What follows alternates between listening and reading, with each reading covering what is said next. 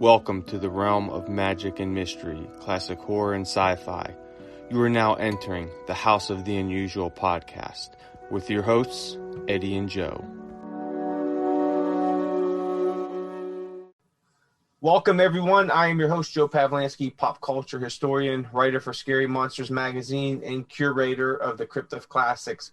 Co-hosting, as always, is the maestro of mail order mysteries and owner of HouseOfTheUnusual.com, the one, the only, Eddie Guevara. Hi, Eddie, Joe. what's up? Pretty good, Joe. How are you doing today?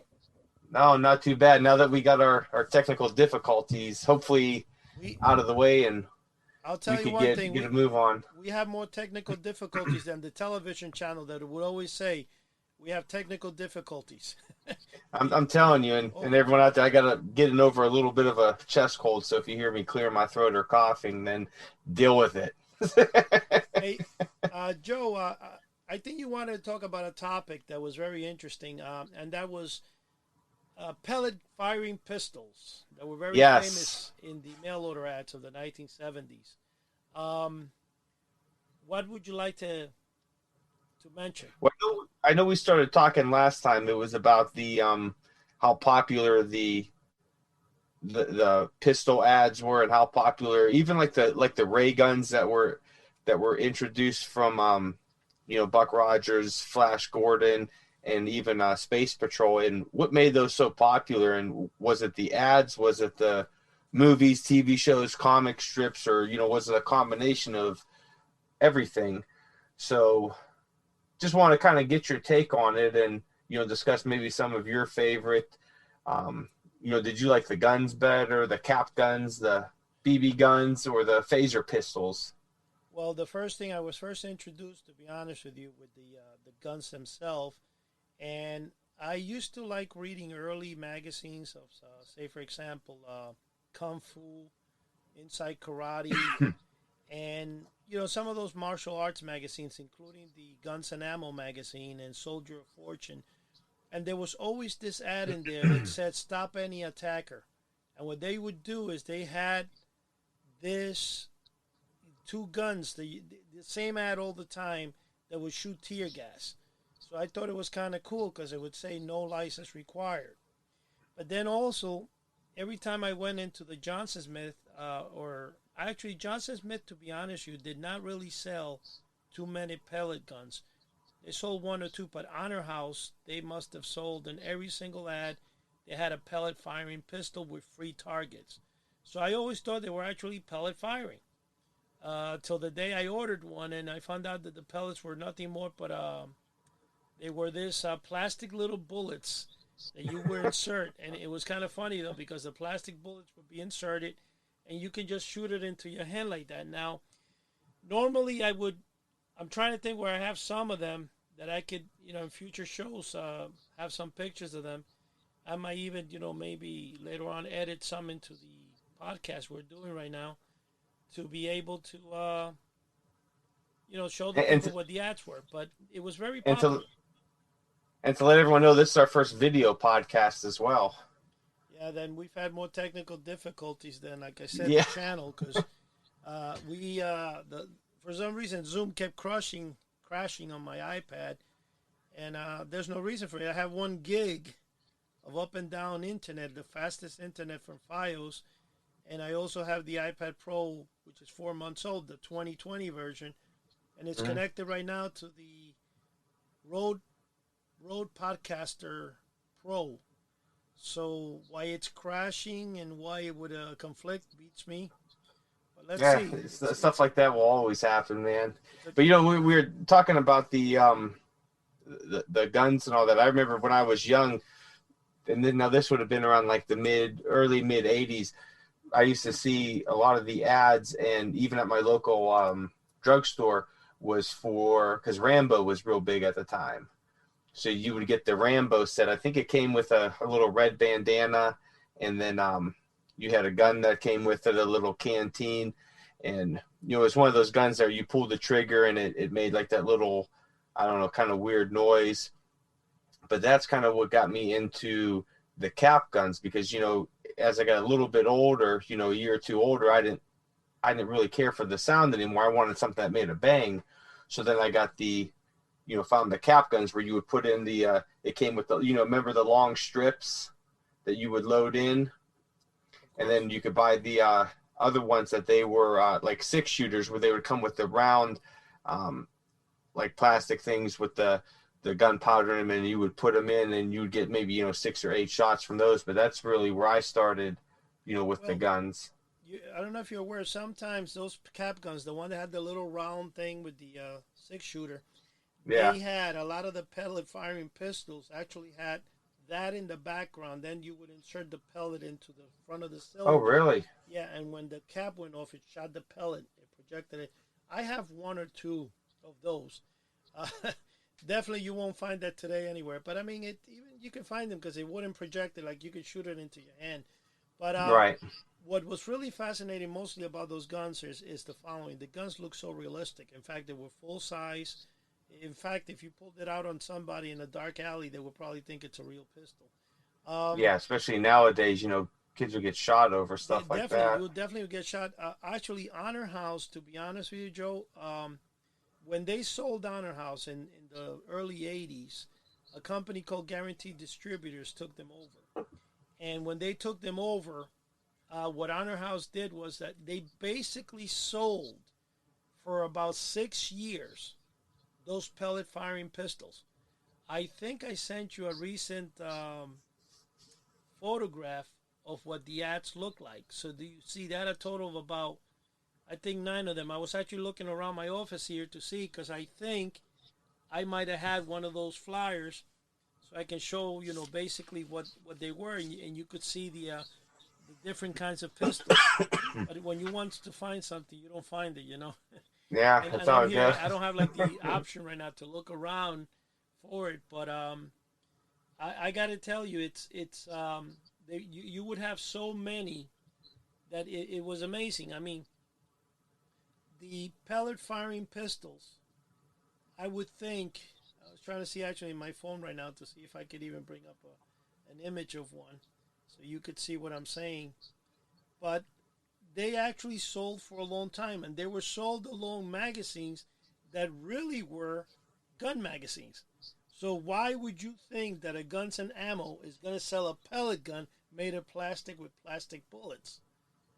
Well, maybe if they were thinking, a father wanted to gift his son or daughter, with a almost maybe like a training type gun to teach them safety.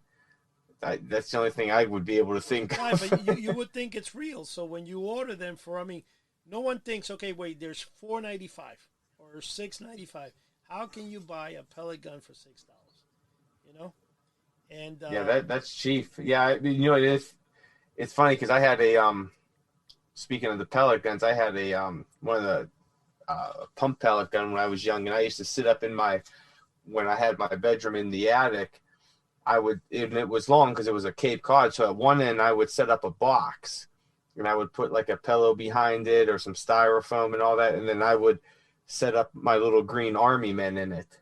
Then I'd go to the other end of the room. I'd lay down with the pellet gun, and I'd shoot, the green army men down with the pellets. But also these were, the real pellets, the real metal ones, and I used to use the BBs as well. So these weren't the plastic ones. This is kind of interesting. I don't know if I can show it, but this one here, it's shown online, and it's a soft air. What they call soft air uses the plastic BBs. You know what I'm saying? And now they're being sold everywhere. You can buy that's Kmart, huge now. Walmart. Yeah, for some reason those are, I guess, legal. I don't know. It's weird. But yet, the ones that I'm telling you that are plastic that you can shoot into your hands, you always had the thing that said not for sale in New York City. So I guess for whatever reason, they're not for sale in New York City, even though I don't see why New York City wouldn't allow that at the time. Yeah. I think it was really more like the part when you put no license required. I mean, I've used that when I sell the potato gun, the spud gun, no license required, and I've sold a lot just because of that phrase in there, Oh, yeah, people... that's almost, we were talking on the last podcast about, buzzwords, and that's definitely a buzzword, buzz phrase people are looking for. No license required. They're like, man, this, it gets something cool and I don't have to worry about anything. And, Well, You go in the backyard and shoot potatoes around. well, like I said to you, actually, Honor House stayed in business. I think they're still actually in business today. The company that took over Guaranteed Distributors, and the reason they're still in business because they actually sold that. That's the only thing they sold, those plastic guns, and you know they were very very popular. Now, one of the things also that I think made them really good is especially in the Honor House catalogs is that Honor House at one time actually sold a 1911 45 ACP, and you could break it down. So it would say that the kit was breakable, and you could break it down into parts. And who wouldn't want that? Now, they also had a Luger. The Luger that was sold in Honor House was very realistic. You could, unassemble it like a real thing. Now, this thing was, believe it or not, I think it was like $2.95 or $4.95, and this was like in 1971, 72. I got a Luger. I got one of those Lugers, and I paid almost $150 on eBay to get it because it was. Oh wow! And honestly, when you look at it, they would put in the handle, say like the back of the handle, it would have a rod of metal, cast iron, whatever it was, that gave it weight. So it felt like it was plastic, but it had weight in it because of the weight inside the pistol. Now, what I really wanted to do was, when you're talking about laser, the laser plans that they showed in Johnson Smith were always something I wanted. And of course, watching Lost in Space all my life. When I was a kid, who didn't want to have his own laser gun and robot, right? So that was where I became so fanatic. Now, what I try to do when those original laser pointers were out, I started buying toy pistols, and I would separate them and put the laser pointer in them. But then I try to make the trigger mechanism do it so that when I put it back together and I squeeze the trigger mechanism, it would turn on the laser. It was a real actual working laser pistol. Oh, that's cool. And I remember actually hacking I think it was a Nintendo 64. You remember those guns from Nintendo that looked like a futuristic laser? Oh yeah. I remember buying one of those and hacking it, and actually I made it. It worked fantastic. I painted it all black and stuff. I have it somewhere. It's like anything in my storage in life. It disappears every time. See, when I was young, I used to get the like I said, we would go to Hills or Ames or something like that, or Family Dollar, and get the any of the military guns, because I always ran around playing Army and all that. So we would get them, and they would be sometimes funky colors, all orange, or have these different, bright green or something on them. So I'd take them home, and me and my dad or my neighbors, we'd spray paint them black, and then spray paint some green on them to give them a little bit of a camouflage. But they were just like the cheap ones you would find at the dollar store. But when I got older and I really started liking to collect the like the guns from the rack toys and all that, I kind of gravitated more towards like the they kind of came in like little kits, and I'm looking at one right now. It's a Dick Tracy one, and it's a rack toy, and it's maybe from the 80s, late 70s, early 80s, and it comes with a wallet, a little detective's badge, and a short like snub nose revolver pistol. It goes for a lot. Those things. I always like the kits like that where you. What's that? I'm gonna say to you that pistol you're talking about goes for a lot on eBay. I know you pay about $100 for that. Yeah, I always like those kits, and I got another one. It's a Dick Tracy crime fighter set, and it has the gun, the badge, and some handcuffs in it. So I always kind of gravitated towards those sets now that were like the rack toys, or the cheap ones you could find, rather than just the cheap rifles or pistols. But I'd still like to find a nice old cap gun, but the one where you put the it was like that kind of like the rolled up tape thing where you put it in, and then it comes out the back every time that you pop it. I have about at least 20, 30 of those. Oh, really? Yeah, there was a time I was actually buying really old cap guns and toy guns. I think I mentioned one of our original podcasts. I mentioned that at one time when I was a kid, I had this cannon. Joe, this cannon was I don't know, not a cannon, a bazooka. You put it on your shoulder. I would say it Hmm. was like 36 inches long and no kidding about that wide. It was called Agent Zero, and you used to take on top of let's say you had give an example. Let's say this right here. Let's say this was the thing. You had a thing you went like that to it, like a handle. And that cap gun, they discontinued it for whatever reason. I think because it used to actually shoot projectiles. And I once sold on eBay for like $3,000, and I had it. I was like, oh my god, what happened? I think I lost mine in the fire, and I also broke the handle where I had to stick a screwdriver in order to pump it. But I'm looking through my phone. I think you sent me a photo of an old time bazooka, that's probably the rifle. one. Well, What's that?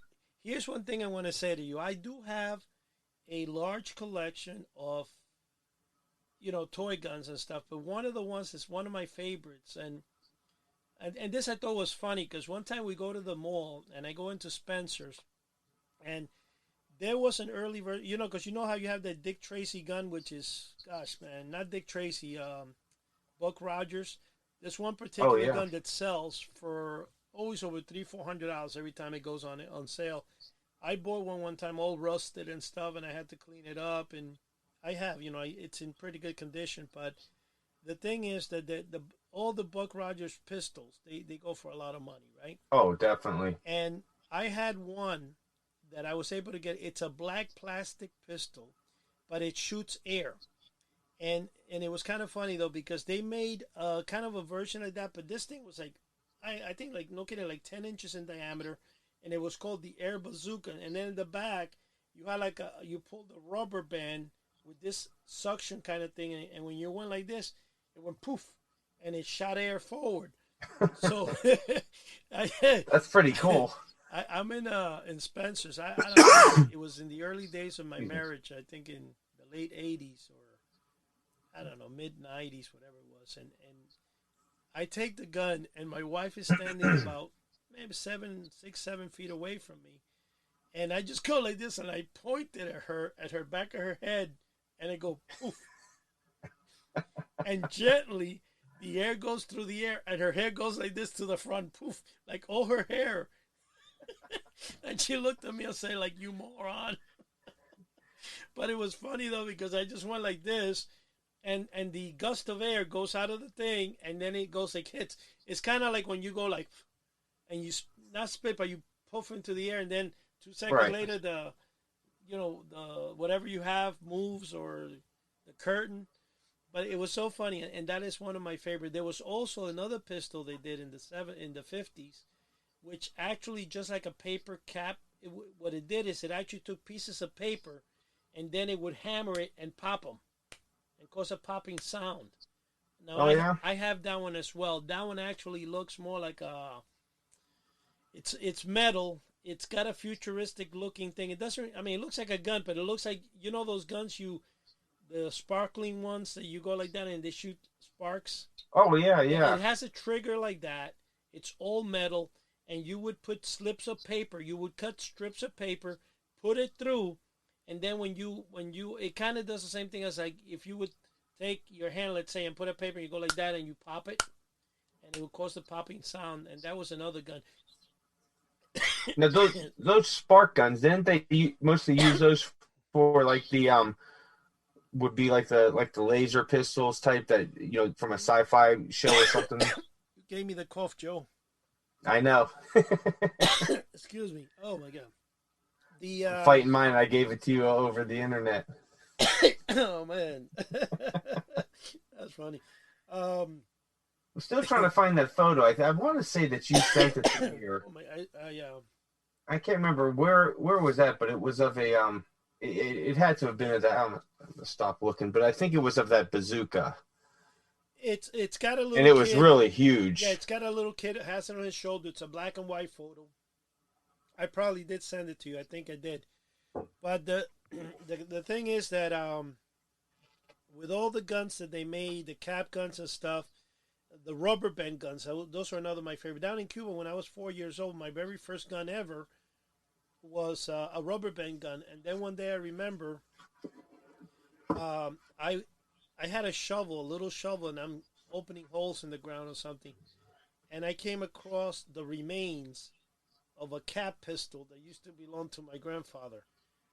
And now my grandfather at the time had given it to one of his sons, one of my uncles, when they were little. So the thing must have been buried for probably, I don't know, 40 years.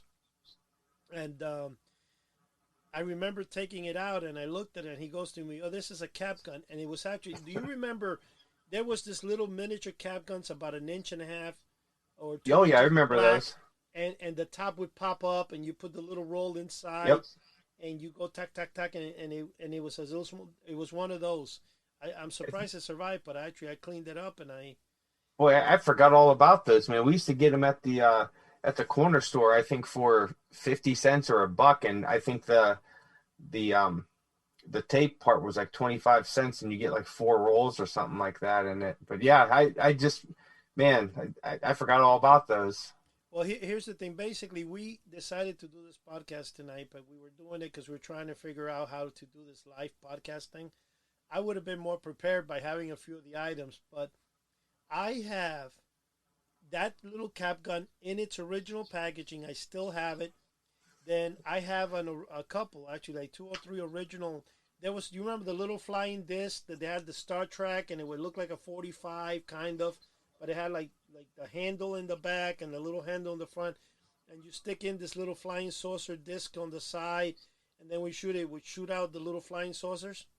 Oh yeah, I remember those because those were real big in the '80s too, and a lot of toys ended up adopting those like around late '80s, early '90s, like GI Joe. You would find a lot of the vehicles they would have, they would call them mines. They would shoot out the mines, and then you'd get some figures that would shoot them out. But a lot of toys started utilizing those around late '80s, early '90s. Yeah, well, actually, those were larger sizes, but the little teeny ones that were about the size of a dime are from the early '80s and stuff. Actually, not early; they're from the early '70s, but they went on to the '80s. One thing I'm going to tell you that I had a gosh, in fact, I have one in its original case, but I had a Star Trek one, and it had William Shatner and Leonard Nimoy in the cover, and it said Star Trek, and it was one of those little flying disc things. What year did those come out?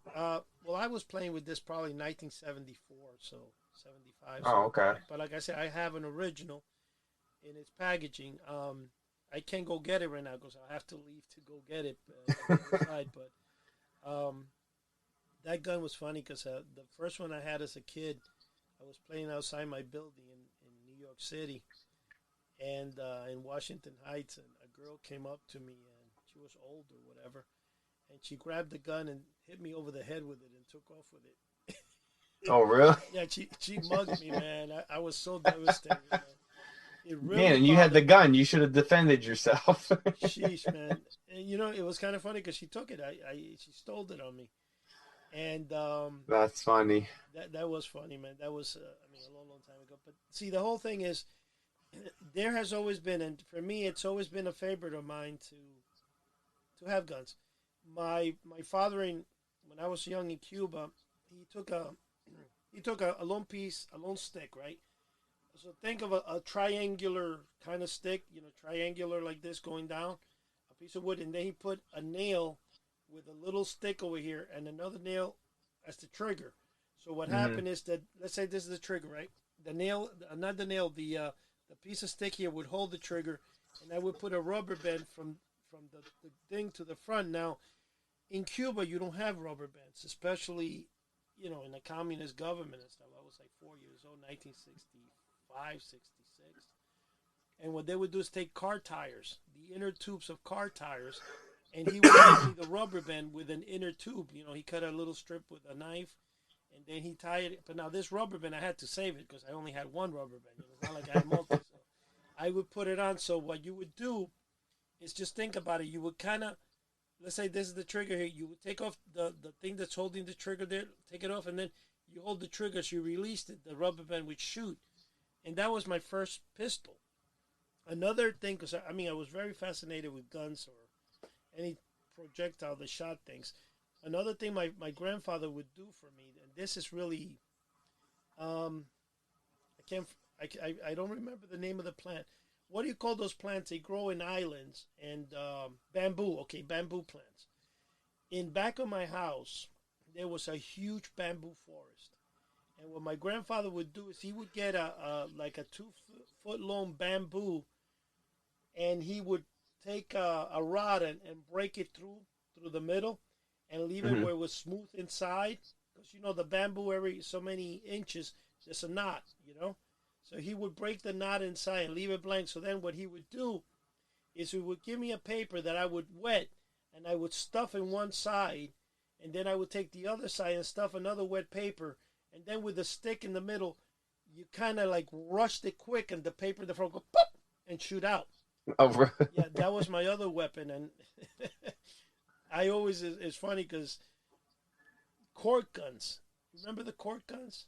oh yeah. I actually have a couple of cork guns from the '70s in the original packaging. I have about two of them. And I bought those, oh gosh, when I first got married. But they used to sell them in the dollar store, or the 5 and dime back then, like Woolworth, and you would buy it for like 79 cents. And it was actually a well-made plastic gun. But you you cocked the barrel down, and you put the cork that had a string attached to the rear of it. And when you shot it, went poof, and the cork, would go whatever. And then I also got a professional cork gun that cost me $130 that would shoot a cork at at an enormous distance. Then of course later on they made marshmallow guns but they all function with the same principle. Pressure of air and stuff. You were when you were talking about the bamboo, I was thought you were gonna say you guys turned it into like a blowgun. I remember during the '80s, I think it was my uncle got me a blowgun, and it was I was maybe 8 9 years old, but I had just started taking martial arts with him, and he bought me. I can't remember if it was for Christmas or a birthday, but it was an actual blowgun with the skinny metal rods that would come Right. in and had a little weight on one end. But I remember being in my living room, and it came with a target, so we would set it up on a cardboard box and then put like a pillow or something on the other side so it wouldn't go through. And I'd sit in my living room and use the blowgun like I was a ninja. I'd shoot at this cardboard box. But yeah, that's what I thought you were going to mention with the bamboo, that you guys made your own Well, blowgun. it was kind of the same thing. The only thing you did, it wasn't a blowgun because you actually pushed it and caused the air to compress and shoot out. Now, Yeah. one that my grandfather did do for me, you would take like a 3 or 4 inch bamboo, the real thick ones, Hmm. and he carved. I don't know. I'm thinking here. I'm a 4 or 5 year old kid, so if they do a 1 foot thing, it probably looked like a 4 foot thing to me at the time. You know what I'm saying? I don't know Yeah. how long it was, but it was, to me, it was pretty long, and it would be so. Just think about it. You still have the knot at the end, so he break all the knots up to the end, and then in the bottom he carved out like a little area, a square area. He cut it out, and you would put, those rocks that you put together and they ignite. What do they call those rocks? Yeah, like a flint A rock. phosphor, yeah, like a flint rock. You would throw a flint rock inside, and then in the bottom you put a match to it, and that thing would go. It was like a cannon, bro. That's another thing I used to do as a kid. So I guess I was fascinated because all the toys that I had as a kid in Cuba were actually made. They're not, they were Right. Yeah. simple toys. And then when I got here in 1969, 68, it was actually 68 going to 69. Um, I came to New York at a time that, it was kind of like New York was more advanced than Cuba, but New York City was still in its infancy before video games, where all you had were card games, Right. cards, toys like, pistols, cap guns. So the only difference between Cuba and the United States at the time was the fact that the things that I had were a little more advanced here. But you had my television was a black and white, I think 23 or 24 inch, and that was like the living room one. In one Hmm. side, it had a knob that was the size of the microphone I have here, a huge knob like this, and you go kunk kunk kunk, and it would go like between channels 2 to 13, and then it had a little light behind the number, so the little light hit it, and that's how you know you had the number. The TV had 4 legs.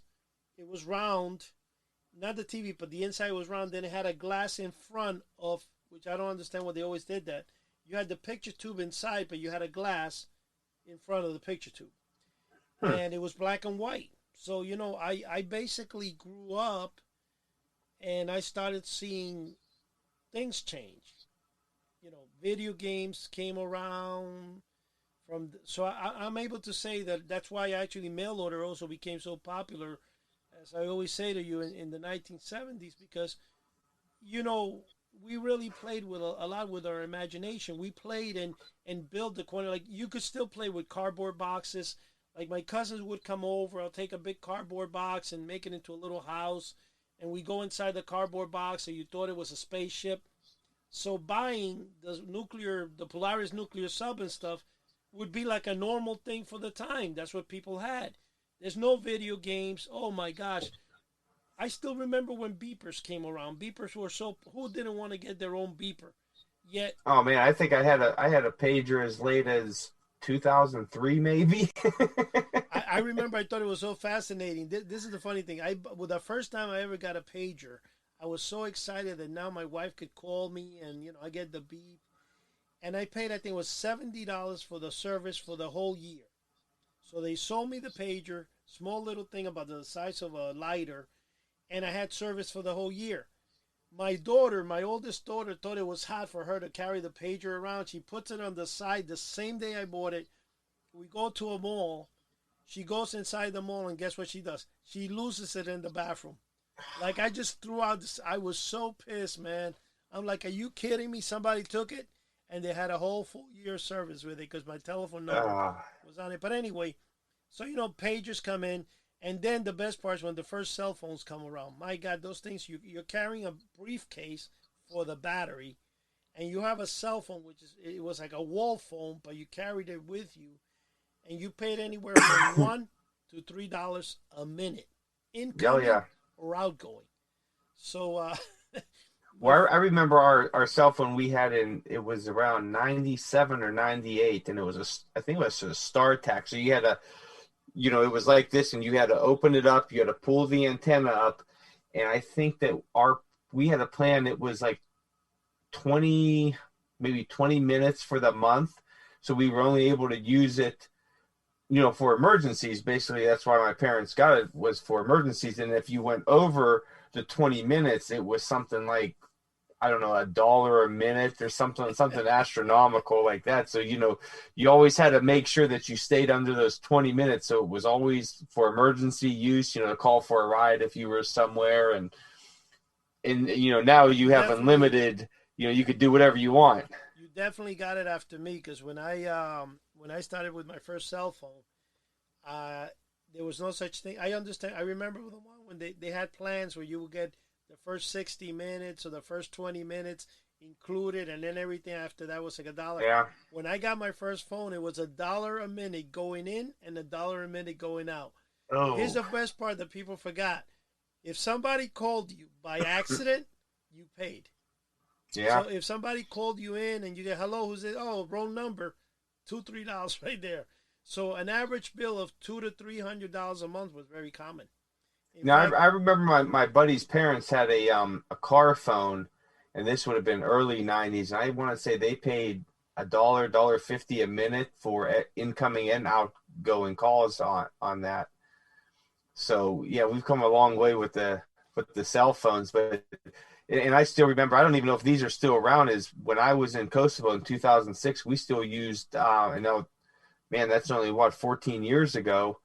We still used calling cards for the payphone. Oh yeah, that's right. I forgot about the calling cards. Those Yeah, I don't even know if those are around anymore. I don't think that. But even in fact, let's be honest. Even the fact of public phones, you hardly see any anywhere anymore. No, I don't know where there's public phone. I don't even know if our mall has public phones anymore. You know what? That's a good question. Now, right now as I'm talking to you, I think as of about a year or two ago, they started fading away. I remember I used to go talk to my wife when I was going out with her, and if I couldn't, I had to walk a block or two and take like $1 in quarters just to talk. I mean, to talk to your girlfriend on the phone. Yep. That was crazy. But yeah, it's crazy how far things have come along. But I mean, getting back to the mail order guns and everything, and you just look at, what was put out in the 60s and the 70s and the 80s to what's being put out now. And, it's totally different. Could you imagine giving kids, what they have today, back in the 60s and vice versa? Well, Because I even remember during the 80s, we had remember they were the guns, and they worked on, I believe, the same concept, kind of like air, or maybe it was a spring, but they would shoot out little darts that had suction cups on them. Because I'm actually looking at two sets I have on the wall right now. They're both, those are all spring loaded. are they spring loaded? Yeah, from the 80s, from Marvel superheroes, where they came with little card targets you could set up. But, we used to use those, and then you would have, the bow and arrows that were the arrows with the suction cups on them. I don't remember the last time I've seen those. I don't think kids today have those. There's more, advanced stuff they use. But even, like water guns. You look at the water guns that were out in the 80s, you just had this little gun that you had to pump up and squirt, or, one of those other ones where you'd pump it up and then you could pull the trigger until that air ran out. And then, they went out to the backpacks they had, and now everything's just totally, crazy and over the top. Well, let me tell you something. In the 1970s, I remember having a water gun. I don't know if I still have it, or I obviously I probably lost the original. I got another one. It was a 45 caliber pistol. It was a water gun, but then it would have you put a magazine into it. Oh, really? It came with like 3 little magazines, and you fill with water, and you slip it into the handle. And then one of my favorites too, that was this one was sold in the Johnson Smith catalog and the Honor House catalogs, was a water gun. The top of the gun had a little nozzle thing that you could turn to the side of the round. I remember those. So I would pretend I was shooting you, and then it would shoot to the side and hit the person on the side. We used to use those to shoot around a corner, so you didn't have to, expose yourself. So you would turn that nozzle to shoot around the corner. But I was able to get about, I don't know, believe it or not, it was about maybe a year ago. I got one of the originals still in the pack, the one that the Johnson Smith sold. I think I paid like $24 for it. It wasn't cheap. But I got it because it was still in the pack, and I always thought it was so funny. Then there was also one that they used, and it was called the Polish pistol. And it was the pistol, but the barrel's pointing. It shot. It's a revolver. You ever seen that one? The Polish I don't pistol? think I've seen it. It's a revolver, but the gun is pointing at you, so you would fire it and shoot back at you. That was that's funny. Yeah, that one I enjoyed that one. Then there was also the pistol that because you got to remember one thing. I came from an era of when they were making all this stuff, when they were still being sold, and I have everything. I had a big fascination with guns. I used to, and I still do. In fact, right before I got married, I had 3 rifles and 5 rifles and 3 handguns. When my daughter, of course, I got married at 18, so I want you to think how this works. At that time, in order for me to obtain a pistol in the state of New Jersey, since they're so tough with the rules, when I got my permit, I had to have the guy who owned the shop, who was a friend of mine, buy the pistol under his name and then transfer the paperwork to me. And, I had, I think it was the Colt State Trooper Mark III, 357. I had a Beretta 380, and I think I had a Lama Super Comanche, which is a beautiful looking 44 Magnum. But they each only cost me $190, $250. Man, when I got married, couldn't afford the rent a couple of times, and I used to go to this police store. It was called the Cop Shop, located in my city. And I said to the guy, "How much you give me for this? How much?" And I sold them. I remember getting for the Colt State Trooper 357 Magnum with a 6 1/4 inch barrel. It was chrome, not chrome, but it was nickel plated. Not nickel, I'm sorry, it was chrome. Because, wait, the nickel plate is the silver. The chrome is the one that has the shiny look to it. And it looked very, very similar to the Colt Silver Snake, which came out back in the 80s. and it went for over almost $1,000 at that time because it was the let's say the Rolls Royce of handguns. Hmm. And um, I sold it. I paid for it $249, and I sold it for 160. Okay. I recently came across one. I was just looking. I forget it was online or something. Same one, $3,000, and I'm like, oh my god. We know what I sold a bunch of guns about a year or two, yeah, about a year ago. I was at my local comic shop, and he had these old DC comics from the mid '50s, and they all had well, not all of them. There was one of them had the original Green Lantern on it, and then the other ones had Spy Smasher on it. So I was like, man, that because these are real nice copies. I seen the price tag. I'm like, man, it's a little bit more than I could afford. And I kind of talked to the guy. I think there were six or seven books that were in the little stack, and older books, little price tag on them.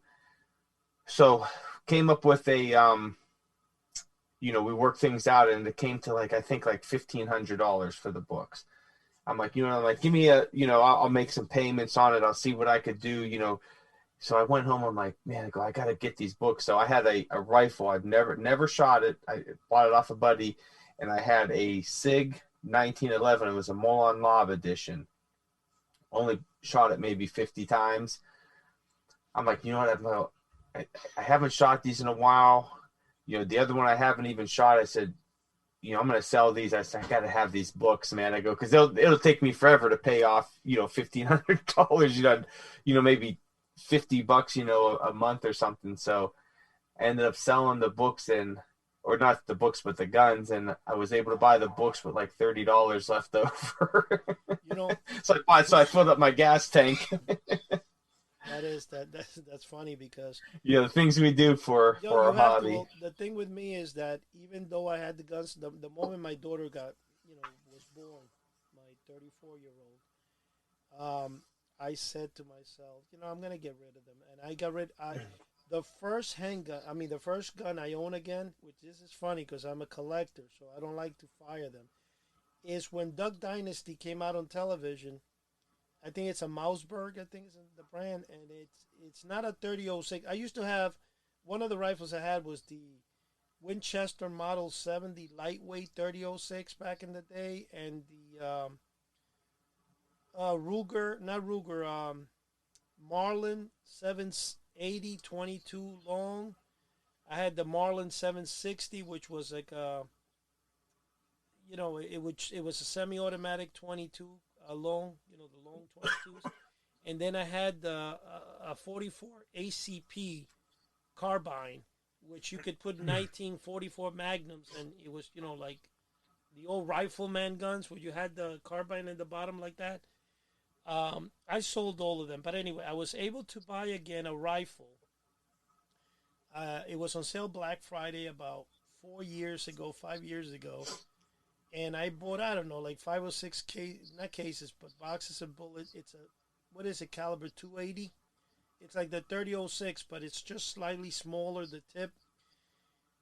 To this day, I haven't fired it.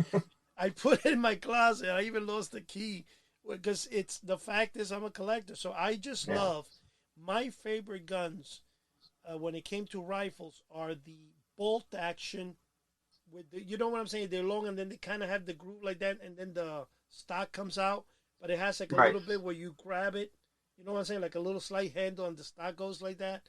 And bolt action with the grooves Hmm. on the wood, on both sides. I love those, and the reason for that is again when we go to Cuba.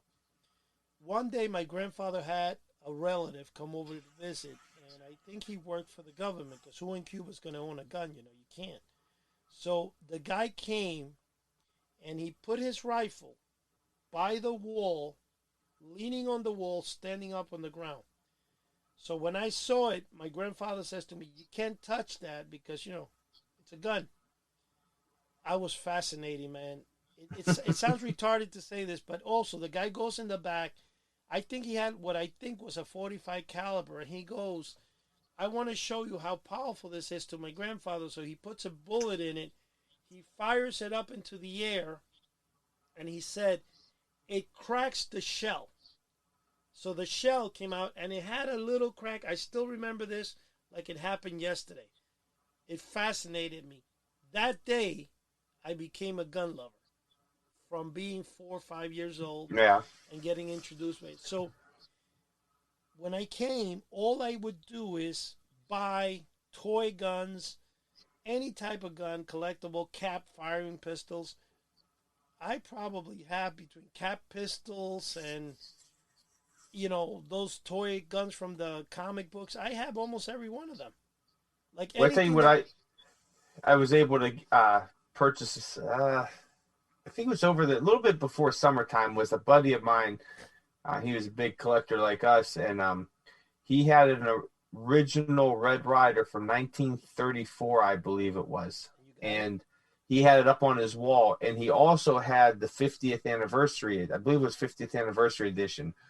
But the thing that got me for his 1934 Red Ryder is that it still had the original leather tassel on the charging handle on the bottom. Because you had the charging handle you had to bring forward and back to pump it, and it still had the leather tassel on it.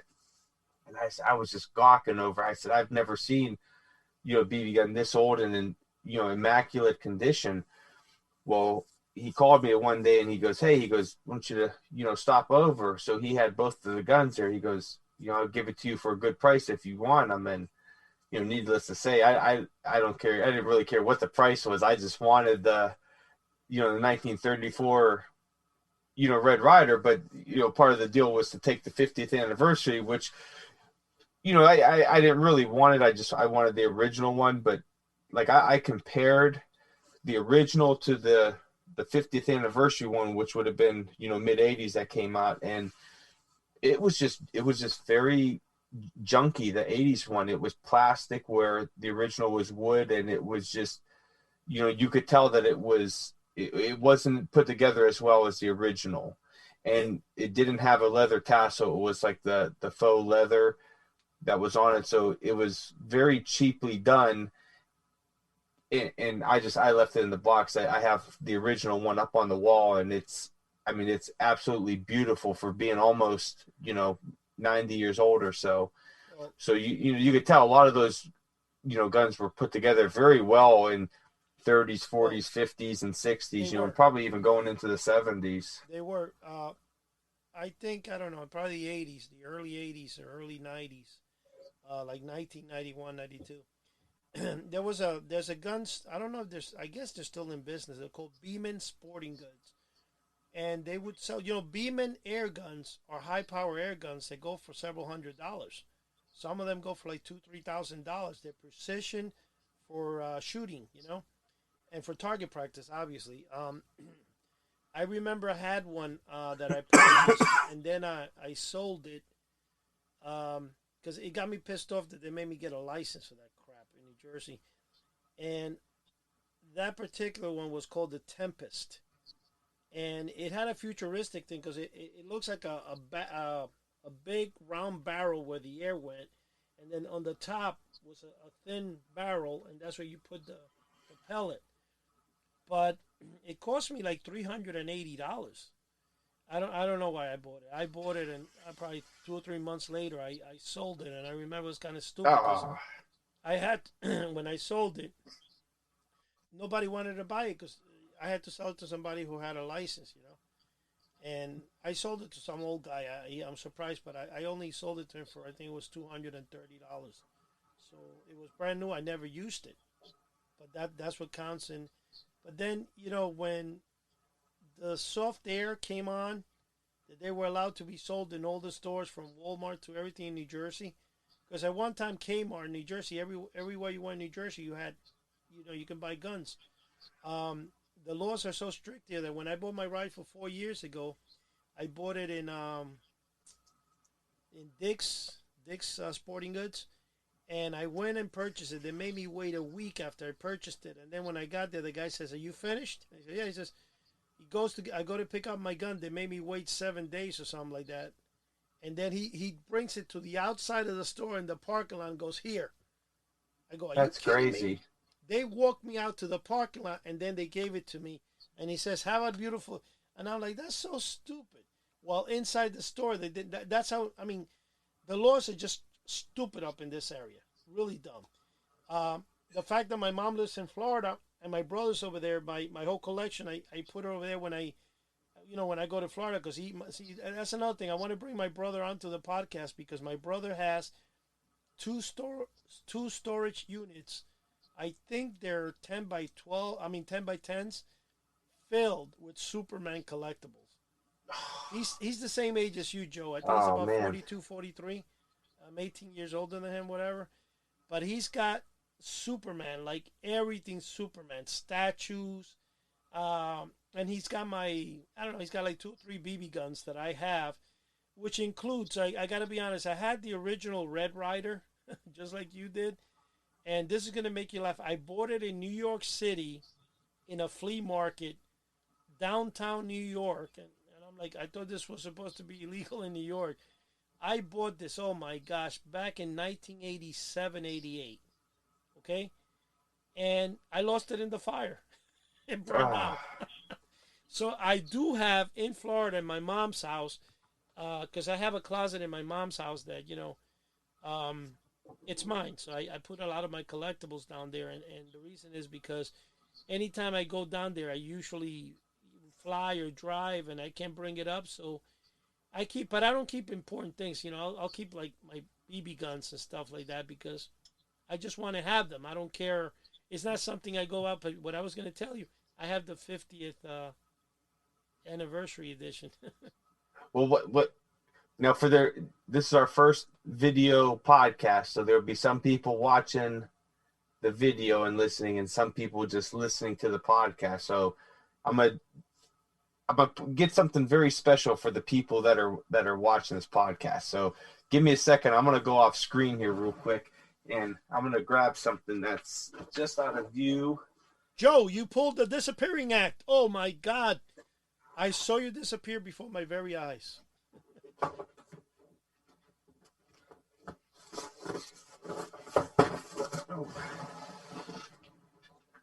Okay, I'm back, sort of.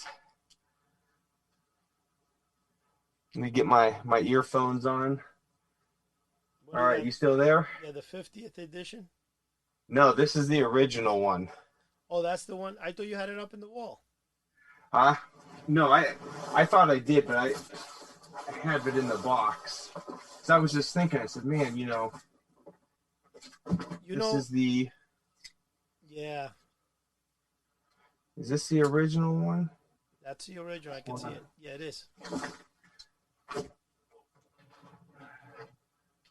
Even the this is the remake. 50th.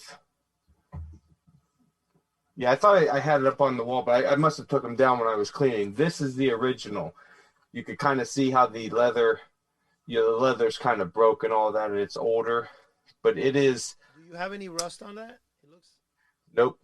It is in pristine condition, and it is, this is like the real wood on the original one, where the newer one, it's kind of like that. I don't know if it's a plastic or if it's like a faux wood, but it's and it's put together with it's just not put together as well as the original one. And here's the difference between your original and mine. You know what it is?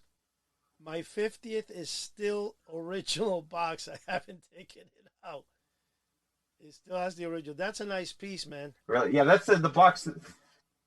Yeah, that's the box that I have here. That's the box for the 50th. And this one, I did have it on the wall because I had a little Red Ryder display, but I've been rearranging and cleaning, so I had taken it down, and it was leaning. I was just looking over. It was leaning up against my bookshelf. I'm like, you know what? I'm going to bring it on so some people could see it if they've never seen it. But yeah, it's it cocks from the bottom and still has the original tassel, and then I don't know if everybody could see on there where it says Red Ryder. It has the Red Ryder on his horse. So let me ask you. Definitely a cool piece. Have you ever tried firing it? No. Oh no. Oh gosh, it should honestly. No. I don't see why You might have leak in it, like it might leak or something. But You know what? Okay, hold on. We'll do it on live on the podcast. It clicks. Oh my So God! let's see. Now what happens if you fire it and it falls apart? Then you know what? Everybody on here will see it. Ready? Let's hear if we could hear it go. You hear it? Yeah. Wow, And right now, I 1934. guarantee you, around your mustache there, you got a little bit of air. Oh, it feels so good. I love Yeah, it. that's what I'm saying. You have leaks on it because that's just normal. But that gun should work fine. Listen, what's gonna make you cry? Beautiful. You know how much I paid for my original when I bought it? How much? The guy in the flea market, it was closing up, and he goes, "You want it?" He gave it to me for $10. Really? I don't think I paid that much. I can't remember what I paid for both of these, but it wasn't that much. Here's what I'm going to tell you. It's sad. I don't know why, but this is the funny thing. The toy Buck Roger guns can do hundreds, even $1,000 to $2,000. Okay? The fake guns, the real BB guns, like Beemans, or Daisy, which makes the Red Ryder, Crossman. Yeah. You could get an original for under $100. Really? I don't understand why. There's absolutely the market for. It's kind of like a lot of people say, "Hey, I got cameras." Listen, I went to college for photography. I became a photographer. That's actually my profession, which I never did nothing on. Now I'm doing movie editing and stuff, which I like more than it was for photography. I actually enjoy doing editing more than what we're doing now. But one thing I'm going to tell you right now, in case you haven't noticed, we're about a minute and a half. We're going to have to end the podcast because it goes. But one thing I'm going to tell you right now. Yeah. Cameras. You can have a 100-year-old Kodak. You probably get $25 for it. They're not worth anything. Cameras don't hold value like other the guy that sold me the cameras, a buddy of mine, or the rifles, a buddy of mine. He's a big camera collector, and he got tons. And he's the only real money that he's ever got from his cameras were from like very, very rare ones, but he's sold a bunch of his to like Hakes and all that, and he really didn't get much from them. Joe, we have 30 seconds. Okay. What is your final thoughts? All right. Final thoughts is everyone out there, come check us out at HouseOfTheUnusual.com, or I'm going to come after you with my Red Ryder BB gun. Sign up for our free newsletter and our free forum, and meet some like-minded people and come out there, give us some show ideas. And if you want to be on and join your beautiful face with our beautiful faces, you can do that as well. 10 seconds to say goodbye, everybody, and please come in. And this is our first podcast. We will be better later.